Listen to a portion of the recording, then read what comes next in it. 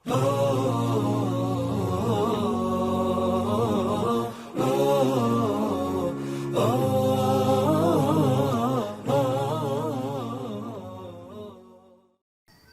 عليكم ورحمة الله وبركاته. كسو دواد أقوان دون channel وعشر كيني سيديداد مادة C Programming Language waxaan oga hadli doonaa loops. sidoo kale waxaan oga hadli doonaa ama tusaale ahaan aan ugu soo qaadan doonaa mid kamida loopska. ugu horeyn sharaxaad kooban aan ka bixiyo waxa loop la dhaho marka la joogo C Programming Language.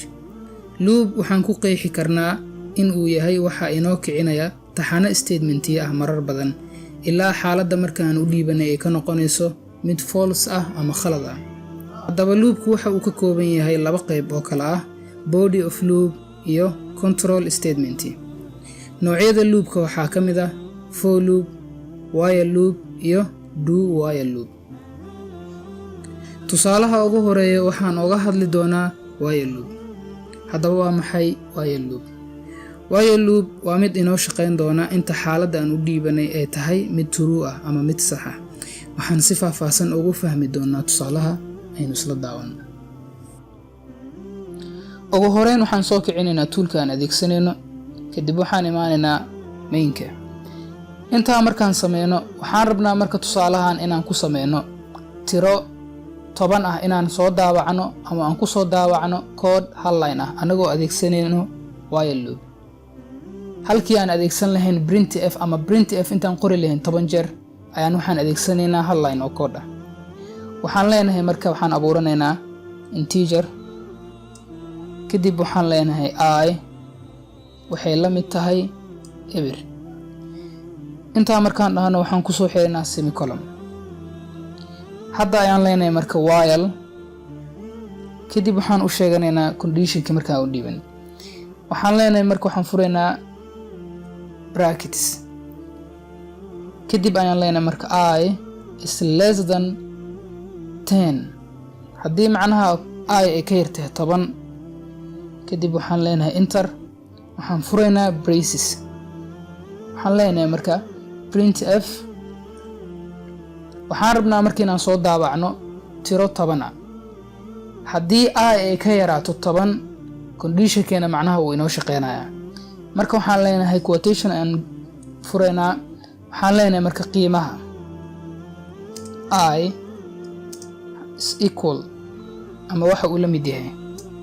kadib waxaan leenahay percentage d. waxaan leenahay forward slash oo u taagan forward slash n ayaan leenahay u taagan new line. waxaan dhahaynaa marka comma.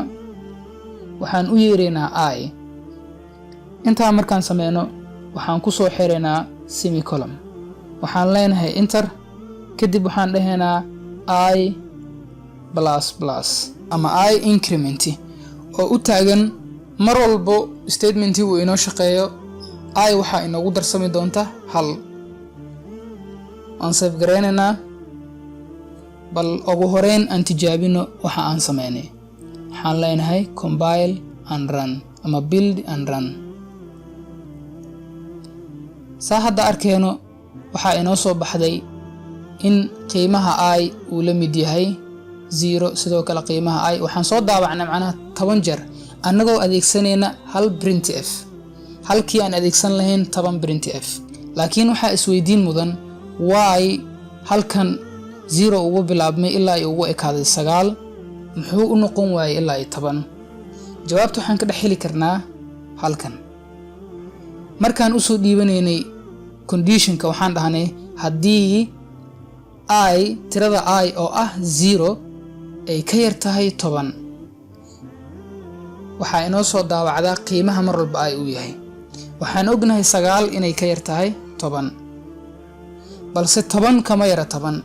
marka si aan u soo daawacno 10 waxaan dhahaynaa I less than ama I ka yar ama la eg. waxaan halkaa gelinaynaa marka equal annagoo adeegsanayna less than or equal.